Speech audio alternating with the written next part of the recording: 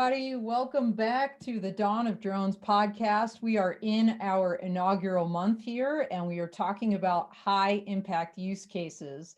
Last week, we had with us Luke Fox of White Fox Defense, and he talked about some of the enabling technologies that they bring to the table to help the kind of use cases we're going to hear about today and for the rest of the month. So today we have with us, we are very honored to have with us two amazing folks. Number one, we've got Todd Spain from the Advanced Mobility Collective, and we've got Ben Miller from Colorado's Center of Excellence for Advanced Technology Aerial Firefighting. And we're going to talk all about what advanced technology in the form of drones, advanced air mobility, and other technology can bring literally to the fight against fires. So without further ado, by the way, this is live, so jump in the chat, say hello, tell us where you're coming from, ask your questions there, and give us some positive encouragement. We absolutely love that. So Todd, first of all, welcome to both of you, and so great to have you both on here. Todd, thank you also for having the Advanced Mobility Collective sponsor this particular episode. Why don't you tell the viewers a little bit about your personal background? Yeah, happy to do that. And to the viewers, I'm actually on holiday in Alaska, so hence the dark sky. It's not quite, it's still early in the morning yet, and we're pretty casual here. But I've enjoyed a really fun life. I spent my entire life trying to figure out how to make technology do real things for people to change the human condition. And doing that through building software, I worked for Cisco Systems for quite some time and held quite a few different leadership roles there, executive roles there. And for the past 10 years or so, I've actually worked on helping growth stage companies figure out how the heck to get past their challenges. And for the last 2 years, I've been the Mobility Collective, which I'm so thrilled about, and especially thrilled to be partnering with Ben Miller to try and figure out, among other things, how to help solve wildfire challenges. And Truth in Lending, I'm also an advisor to the collective, and I'm really honored to do that. I've been working with Todd the past several months, lots of new members, lots of new companies joining up, and we're going to talk a lot about that here in a minute. But before we do, let's move over to Ben. And before Ben says anything about himself, I want to say something about Ben. So Ben has been in the drone world for a long time. In fact, you may have heard his name if you were in this space around the 2012, 2013 timeframe. If you heard about that Mesa County, Colorado sheriff that started that first drone public safety program in the entire country, that was Ben. Obviously, he was doing stuff before that with drones, but that's when I remember coming across his name when I was doing my own research. I was part of the Air Force. And I remember thinking to myself, I want to meet that guy when I go to Colorado. And now finally, I've met Ben virtually a couple times. I can't wait to meet him in person. But Ben, without further ado, please give us a little bit about your background. Oh, wow. Thanks. Yeah, so I began my public safety career in the year 2000. And probably by about 2007, 2008, with kind of I guess on the hobby side, I was playing with tech, playing with web-enabled devices and some other things, and I always had this, interest in what's the next generation of tools in the public safety space. At the time, that was with the Mesa County Sheriff's Office, so it's kind of this law enforcement, what works for the a Colorado sheriff's deputy. And around 2008, 2009. The word drone popped into my office one afternoon, a friend after a search and rescue mission. And he said, wouldn't it be great if we had a Predator drone on that thing we just did? And we had just went out and looked for a lost kid in the Grand Mesa National Forest. And as I always said, I was a pragmatic technologist. And I said, no, that's not crazy. That's kind of crazy. I don't think that's realistic, whatever. But I'll never forget, about an hour later, sitting in my office, kind of recouping, I thought, I wonder, and that's really the beginning of the story. So I have to give credit where credit's due. I had a sheriff at the time that wasn't afraid of that idea and gave us the space to investigate it further. And then myself and my teammates were just really persistent at the time. We had this thing called Fear No Hoop, because we felt like initially the FAA just would toss up a hoop thinking that maybe we'd go away and we'd hop through that one, and then they'd toss up another one, we'd hop through that one, and we just kept going. And the sheriff at the time said, walk in the front door. And so we did, and eventually it led to an operational program, and I think that opportunity and persistence really paid off, and we did some good things for the folks in Mesa County with unmanned systems. They're all old. They all literally sit in museums now, collecting dust, and the technology and tool is onto a whole new generation of stuff. But yeah, it's a great story. It's led to what I do now, and now I lead the research and development group for the state fire department in Colorado. Yeah, that's a great segue. You know, I remember those days, and that's when I came across your name, Ben, in the 2012, 2013 timeframe, because I was with the Air Force, and we actually used a Reaper, or I'm not sure if it was a Reaper or Predator, but it was the asset that was attached to the California National Guard. And if you recall, at the time, there was the California Rim wildfire. And it was really out of control. I mean, we're seeing the world on fire right now, right? So this is unfortunately nothing new. But at the time, you know, this idea of how can we put a Reaper or Pred above a fire to help the local authorities, and for the military, that's a big deal, right? We can talk about defense support civil authorities some other time, but you know, that required Secretary of Defense approval. We did it. It was amazing. It changed the battle rhythm, and that's real of fighting that fire. And I think that's a great segue to talk about how now, Ben, you're involved in the firefighting aspect of this. Tell us about the Colorado Center of Excellence, what it is and what you do there. Yeah, so it's a long name, the Colorado Center of Excellence for Advanced Technology Aerial Firefighting. We always kind of joke, you can thank the state legislature of Colorado for the name. It's what was included in the language in the bill that created us.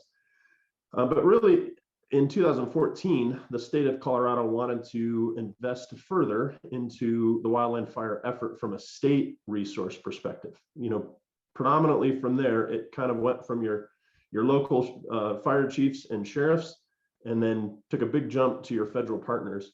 And somewhere within that jump, there were some lessons learned. And so the state of Colorado said, we want to fill that gap. We want to be more proactive in our ability to respond to fire events in the state, somewhere between that county sheriff with their responsibility for fire, and then all the way up to those federal property managers, you know, in the Department of the Interior and the U.S. Forest Service. And so they made this investment, they put some money towards it, and it was identified early on that early detection was very valuable and a pragmatic place to put our dollars. And so along with that, along with the investment in aviation resources, and by aviation resources, I mean, we purchased 2 Pilatus PC-12s. At the time, that was, I guess, easier done than unmanned systems operations. Ironically, though, it's literally the same camera on board both those aircraft. So it's basically a Predator drone or Reaper operation in capability. Obviously not, you know, persistence, but we launched those from Centennial, Colorado. They go out and they look for fires when they first start. The creation of the Center of Excellence was about, if we're making that investment, let's stand up a group that is consistently looking at the next thing in fire technology and aviation. And so that's where we came from. That's where really our namesake is. Bottom line, though, that's kind of a long-winded story to say, we are the research and development section of the state fire department. So we have sections in training, in operations, in fire certification of buildings and structures. And then the section that I run is a group of technologists that are and wildland fire operators that are looking at kind of the what's next, at making sure that our organization and the investment of the state is at the state of the art. So let's pause the discussion on the planes you put up there now, because I want to transition back to Todd and talk about what the Advanced Mobility Collective is doing in this space. Yeah, so the Advanced Mobility Collective is we've been around for about 2 years. It's a not-for-profit. It really is a techno-social organization, and that's a term I think we invented, but it's about using technology for social good. And we have two main focus areas right now. One is in healthcare logistics, so figuring out how to use these new advanced mobility technologies to better serve healthcare organizations and healthcare use cases by leveraging advanced mobility for logistics management. And the other area is disaster management and resiliency. What that means on the East Coast is that we're working with departments of transportation and FEMA and the Red Cross and others to build operations, ongoing operations that can use drones and VTOLs and bots and robotics and that sort of thing, IoT sensors and so on, to better serve disaster management use cases there. But in Colorado, where I live, work very, very closely with Ben, and we're working very hard and very close to standing up something we call a Forest Tech Center. And the idea with the Forest Tech Center is to assemble these very complex system of systems solutions that could be drones, it could be robotics, it could be IoT sensors and weather sensors and high altitude platforms and communications infrastructure, and assemble them in such a way that we can prove their technology works together as a system of systems, and then expand the capability of that system, and then expand the geography of where those systems are deployed. So with the center being in Colorado, there are about 12 counties that are at severe risk for wildfire right now, and we want to get these technologies deployed to all 12. And then there's no limit there to the borders. We want to bring that to California and help out, and Oregon and Alaska and so on. And so my partnership with Ben is really important there, because Ben stands on the mountain with me and looks at the operators, people that are actually trying to go do this. And my job is to look the other way and face industry and figure out what they need and assemble it in a way that we can create solutions together that Ben can deploy. Yeah, well, that is maybe a great segue also to talking. You mentioned some other states, and I had mentioned the world is on fire. I just saw an article where Greece is asking for help, I believe, with some of the wildfires happening there. And Turkey. Yeah, and Turkey. I mean, this is really, I feel, almost unprecedented what we're seeing across the globe.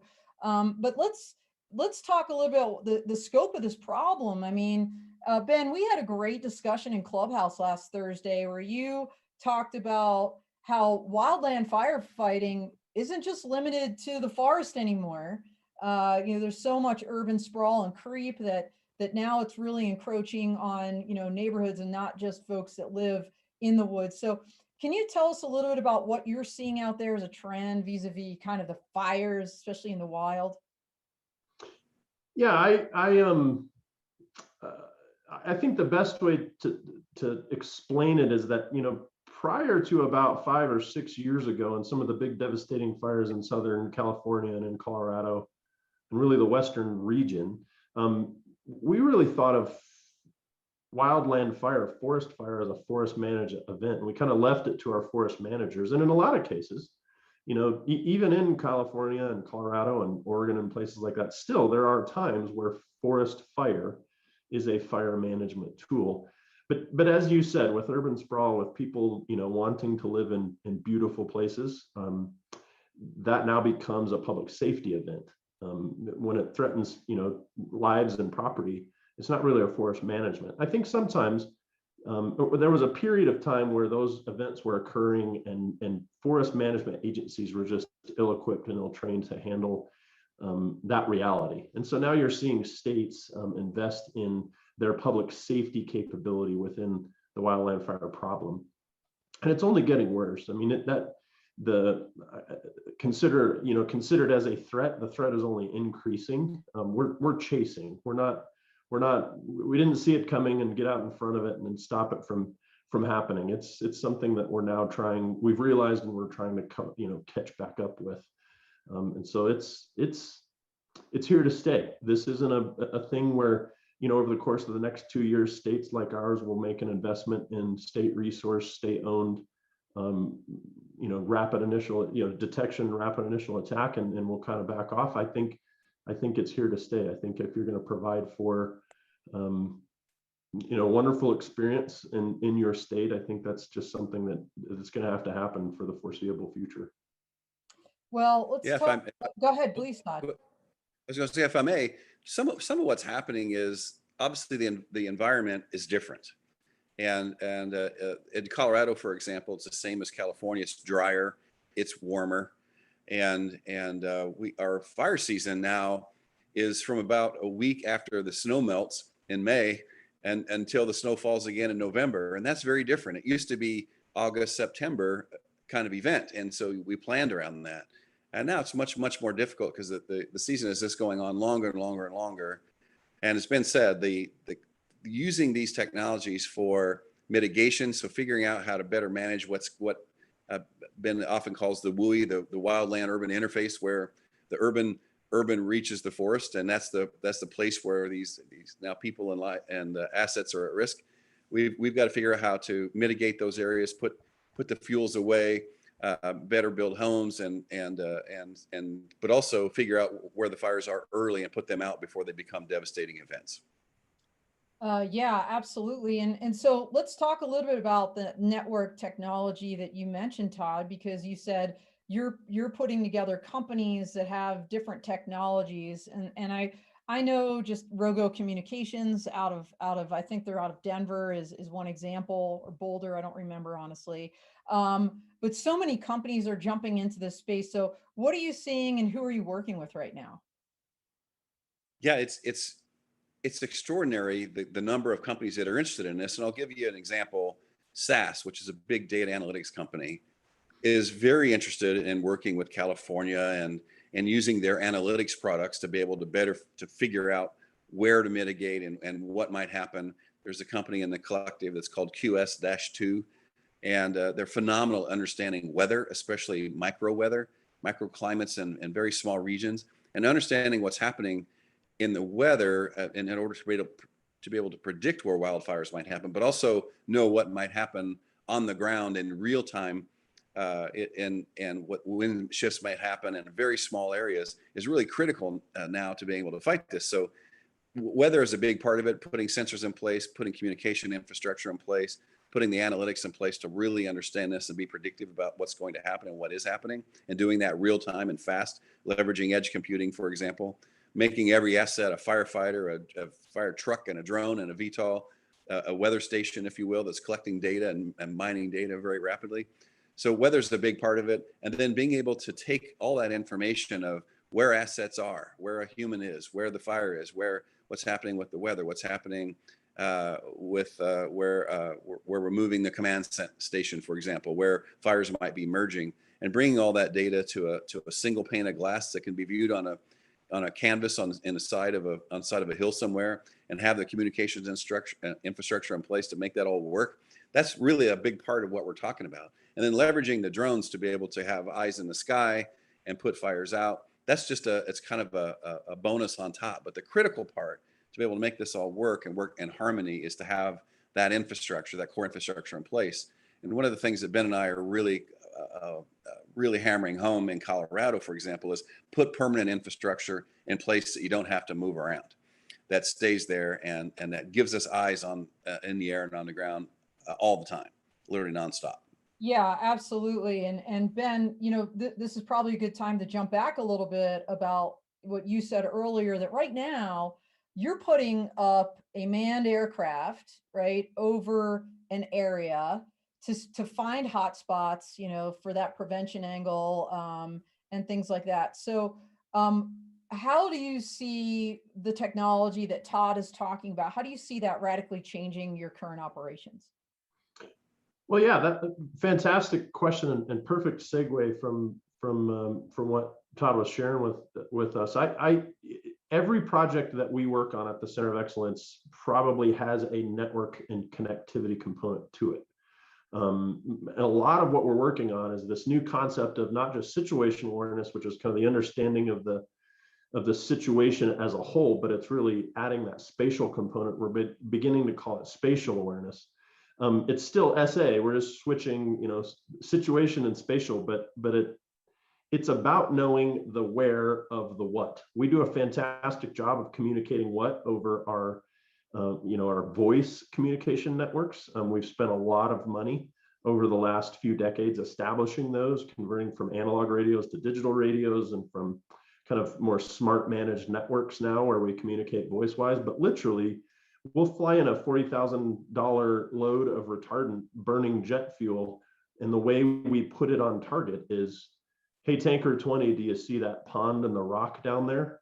And then we hope that they indeed see the same pond that the air attack folks are looking at. So we think we can connect the wildland fire space in better ways, from a safety perspective, from an efficiency perspective, and all of that falls back to connectivity. That's a big challenge.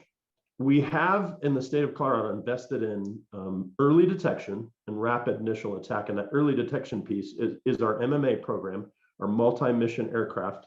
And that's the two Pilatus PC-12s with the pilot and staff in the back, running an infrared sensor across the ground from 20,000 feet. They're looking for those hot spots. They chase lightning storms, they chase fire reports, etc. And when they see something, they have the ability to know exactly where, from a lat long, a GPS perspective, where they're looking. And so the next big piece is communicating that critical information out to those resources that can then conduct that rapid initial attack phase of the mission. And that's getting really, I mean, quite literally, water and dirt on the hot stuff. And the faster we can do that, the better chance we have of that single tree fire, that tree that just got struck by lightning, remaining just that single or two tree fire, and not a 20 acre and a 200 acre and then a 200,000 acre event that has long lasting, impacts through the years. So that's the nature of the beast, and network connectivity is as critical as water. And, drones will be a big part of this. We talked about, the Reaper and Preds, back in 2013 that I was involved with. Drones are good. And then, the operators that fly them can actually cause problems during these operations. Because we've been talking about prevention. We've been talking a little bit about, the actual operations and what technology brings to the fight. The truth of the matter is that sometimes technology can interfere. In fact, before we got on this presentation together, we were talking a little bit about how Luke Fox from White Fox Defense had just mentioned on LinkedIn that it took over 5 hours for crews to find a downed PG&E power line that could have been found in just a fraction of that time with a drone. And the reason why, and it started a fire, by the way, the reason why is because there was a rogue drone that appeared in the area. And, there's laws now on the books about this. The 2018, I believe it's the 2018 FAA Reauthorization Act actually makes this a federal crime, interfering with these kinds of operations. Ironically and sadly, in that case, I guess it was an actual PGE employee who was flying that drone errantly. But just 1 second here on White Fox Defense. Wanted to throw a quick shout out and thank you to them again for generously sponsoring this high impact use case month. White Fox, the reason why they sponsored this month is because their technology, and Todd just talked about this infrastructure that's needed across the country. They actually have infrastructure across the country to help detect drones in a space. And they have this really cool Stratus cloud-based system where in real time you can track these drones and decide, okay, is this a white hat, a black hat drone? Like, is this one we need to be concerned about? And then you can actually find the operator too. So thanks again to White Fox for sponsoring this month. And let's get to what happens after the event, right? So after the fire, there's so much that needs to be done. And Ben, you said something in Clubhouse last week that was the first time I ever heard something like this. Maybe someday we could have advanced air mobility, or eVTOL, electric vertical takeoff landing aircraft, a fleet of these dropping, like reseeding forests.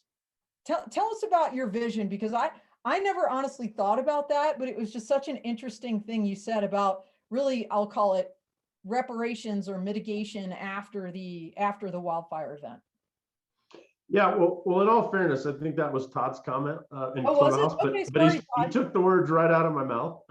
I think the biggest thing, and I've said this over the years as kind of the work I've done in unmanned systems. It was apparent to me and my team early on that there were two major plays in unmanned systems, and I'll tie this into reseeding. Number one is mobility. I mean, that's what aviation provides, right? We loose the bounds of the earth and we can travel in a straight line quickly from point A to point B. Drones give us that. Urban air mobility gives us that. But the other big thing about drones is that democratization factor, that the basic economics of aviation are significantly different in an unmanned system, in a battery powered, sometimes disposable aircraft. And so anytime we have to create mobility around a thing, and in this case, the thing is the seeds that were burnt up on the side of the hill that no longer exist, we have to put those back. And so the drone is this democratized way of getting those seeds back to that hillside, more efficient, safer, cheaper, et cetera. It's just, in a lot of cases, a better way to do business. And we're excited to see that. There are now drone seeding operations occurring in the state of Colorado, and across the country. And again, it's that mobility play. And that's a big thing, not just in public safety, but in life as we know it. Yeah, absolutely. And that's a big part of what you do, Todd, in the collective, right? You focus also on that back end of recovery and resilience. So tell us about, and I apologize for not, crediting you for that comment on Clubhouse last week, but what else are you kind of thinking as the future of mobility when it comes to disaster management, wildfires? Yeah, I want to finish this one out real quick because it's very personal for me. So this East Troublesome fire in Colorado last year blew up to 200,000 acres with 170-mile-an-hour winds and tornadoes in its own weather, spewing fireballs over the Continental Divide towards Estes Park. And it was a catastrophic event, obviously. And that fire came within 1/2 mile of our house in Colorado, and it scared the hell out of me. Oh my gosh. And we thought our house was gone. So it's very personal. And this summer, we have seen a pair of helicopters that are very expensive. They're picking up giant bags of seed and mulch, I think it is, and carrying that out to places in the forest and dropping those off in their reseeding effort. And I can't imagine a more expensive way to do it than that, other than maybe having humans going out there. Yeah. But adding to what Ben says is mobility also adds the ability to have a fleet mentality, whereby we could send 50 VTOLs to do that. And there's another thing that comes with it, which is precision. So instead of saying, go to that rock there by the pond, it is an exact lat long drop, or it is a laser that's pointing to some place. And we know where to go because we've had drones and other detectors that have told us where the soil is damaged the most, where the burn scar is worse, where the burn scar was the hottest, where the vegetation isn't returning. And so we're using these technologies to figure out where the most damage is and where recovery needs to take place first, and where there's the biggest issues with watershed and flooding taking place. And then we can use these VTOLs in a fleet and a massive mobility model to be able to very precisely drop what we're looking for to go to the place where it needs to go the most. And I think that's what's the most exciting for me, is the precision. Ben mentioned mobility, but it's also this notion of being able to deploy lots and lots of things. And we started touching on the subject that the ability to deconflict airspace is a critical part of that. But I want all of our listeners, especially the companies that are involved in this, to understand it's not just airspace deconfliction that needs to happen. It's three-dimensional. We have to know where everything is on the ground and in the air at all times. And they need to be brought together in such a way that operators can see that with a high degree of precision. You can't drop seed on a human being. And if we only know where airspace is, we could wind up dropping it on a hunter out there. So we need to know, and we have to have an absolute three-dimensional multimodal view, in this case of the battlefield, if you will. So I think what's coming is that. No, these are, this is exactly why we have you on here. This is talk about high impact use cases. The wave of the future is what we're talking about. We can start it now small and grow it as those approvals get started. I think, Ben, you started off talking about search and rescue, and for many law enforcement agencies across the country right now, beyond visual line of sight, we have the tactical BVLOS approvals, that drone responders was very helpful with Chula Vista and a couple other departments in obtaining. But true beyond visual line of sight is not yet the thing. So fingers crossed, the BVLOS ARC will come out with some great recommendations, and we'll see some rulemaking early next year, and we can move out on this stuff. But wow, absolutely incredible, the things that you are both talking about. So Todd, what is on the horizon for the collective? So you mentioned the Forest Tech Center here in Colorado. And obviously you're doing some stuff in healthcare as well. By the way, everybody, check out the website for the collective. You'll find a lot of information on there. Same with Ben's website at the Center of Excellence in Colorado for advanced technology aerial firefighting. Lots of great information for the public safety community and for the public writ large. So Todd, what's next for you guys? Yeah, it really is standing up physical and virtual places whereby 1 to N companies or 2 to N companies can link together their technology and focus through the lens of use cases that really make sense. So for example, reseeding or early detection. And our job at the collective is to find the potential partners that can be brought together to actually link arms and solve these real challenges in both a virtual way and a physical way. So the physical presence is going to look something like acreage in probably in Grand County, Colorado, and eventually to many other places in Colorado and California and so on. We're working very diligently to get one stood up in California as well. And our goal there is to build a permanent, I don't like the word testing, a permanent assembly area whereby the partners can figure out how to link their technologies together to solve, then allow anybody else, any other kind of partner that wants to test with what they're doing to plug into it and figure out how what their technology is doing makes sense. And then from there, our intention is to spread that to real deployments across a county wide. Perhaps that's in Grand County, Colorado. Perhaps that's in some other county. And the same, AMC.org is very, very focused. And I use this with love to the rest of the industry. We are in no way interested in science experiments. We are highly focused on creating economically sustainable operations for the partners in the collective. And one of the problems that we have in this space right now, we're thousands of companies. There's going to be thousands of companies at AUVSI next week, and probably 98.2% of them can't see a path to revenue anytime in the next 3 years. And what I would really like to see is the companies that are here that are advancing technology very rapidly have places to deploy that technology where they can actually get paid and have an ongoing revenue stream. And to do that, you have to solve real world problems.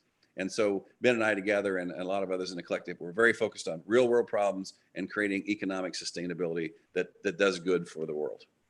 Well, and that makes a lot of sense. And technology is great when it works. I just want to acknowledge we're having some weird glitches. So I appreciate everybody bearing with us as you see my eyes continuing to blink or my body moving repeatedly. I'm not really sure what's happening right now, but it's all good. I think the audio will be fine. And Ben, when we talked on Clubhouse last week, you mentioned you guys do a lot of training and maybe going into the next phase of that training for firefighting and public safety community. Tell us a little bit about what's next on the horizon at the Center of Excellence, besides what Todd had mentioned vis-a-vis your own partnership.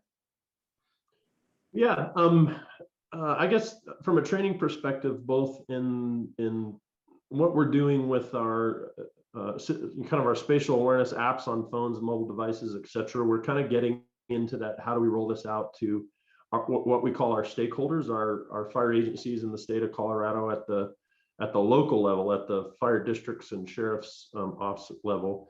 But then our big push right now in the process the program we've stood up over the last few years and has really become quite successful is our UAS pilot certification process. And so it began with a need within the Colorado Department of Public Safety, where we live, to certify internally our UAS operators. And across CDPS, we probably have more than 150 drone pilots, if you will. And our process takes them beyond just the Part 107, hey, I answered 60% of all the questions on the 107 test correctly kind of thing.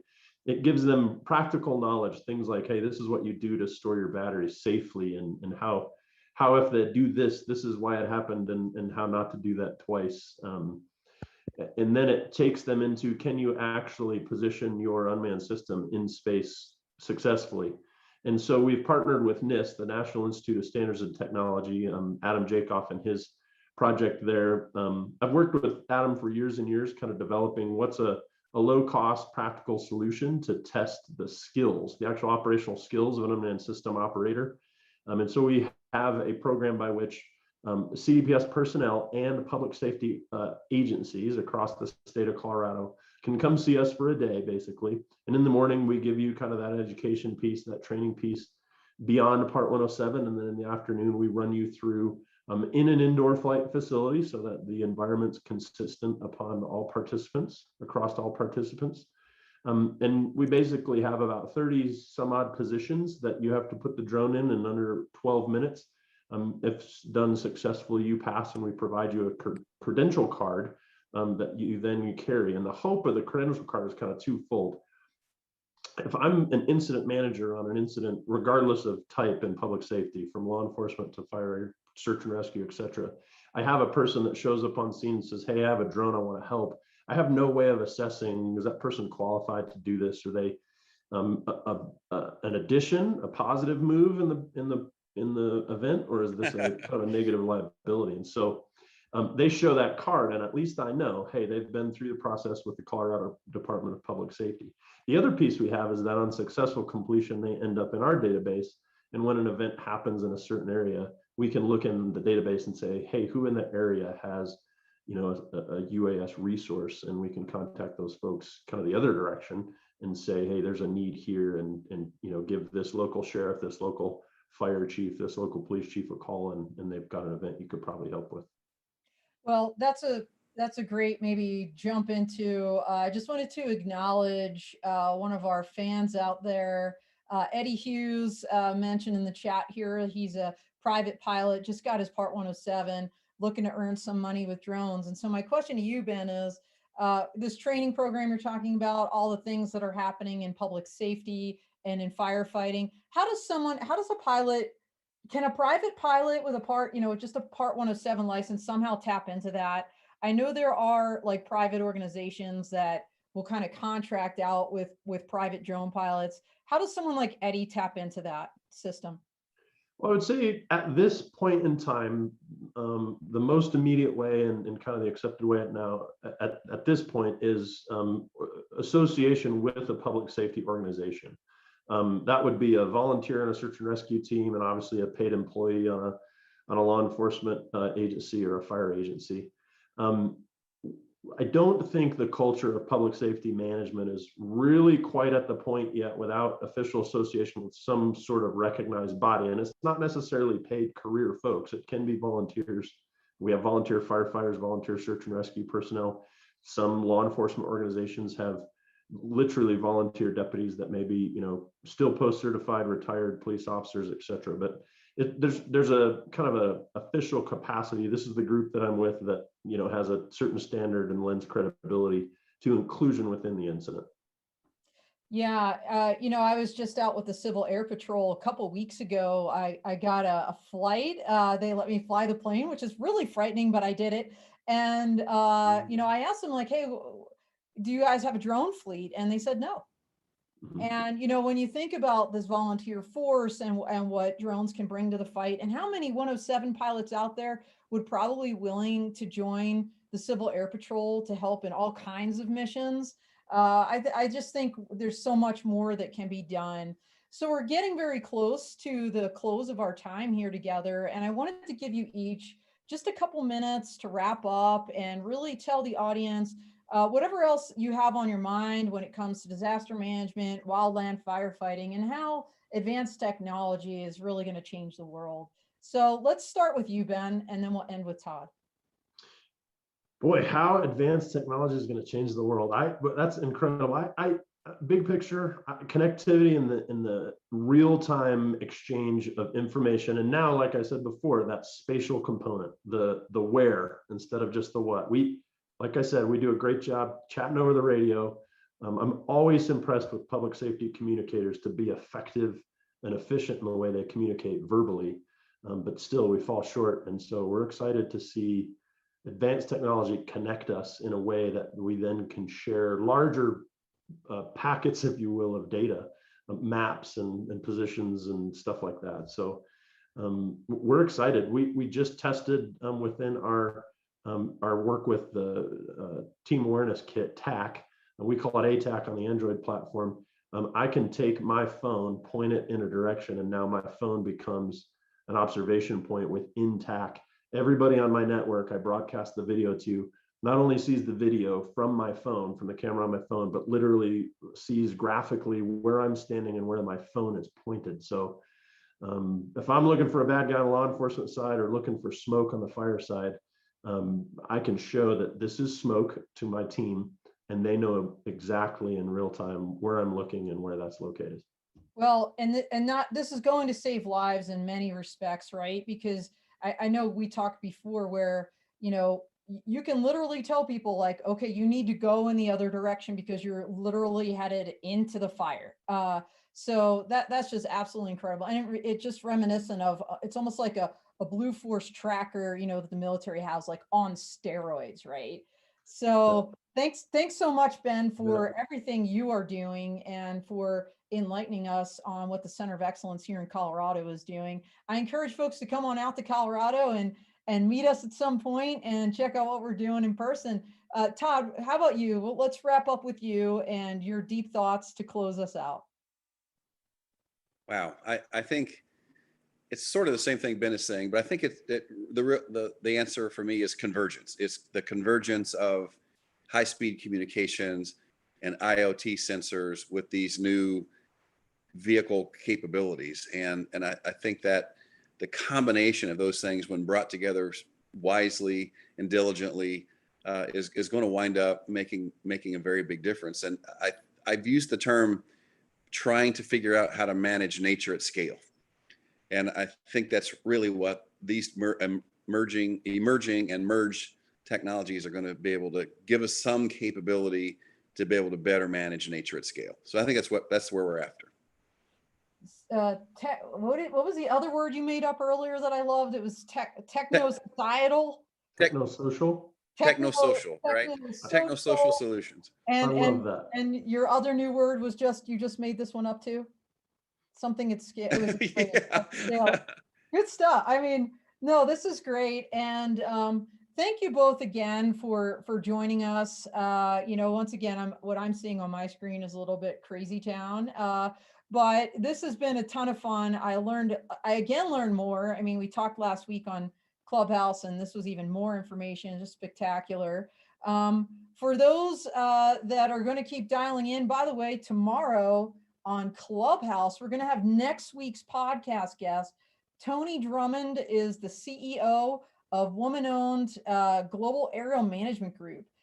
When you talk about high impact use cases, they're doing drone disinfecting operations that are reopening America. So it should be really exciting. Interesting legal authorities she had to get to be able to do these kind of things. And she's got an interesting tie-in with her aviation, her manned aviation business as well. So join us tomorrow in Clubhouse, 11 a.m. Mountain, 1 p.m. Eastern, Drone Law Connections Room.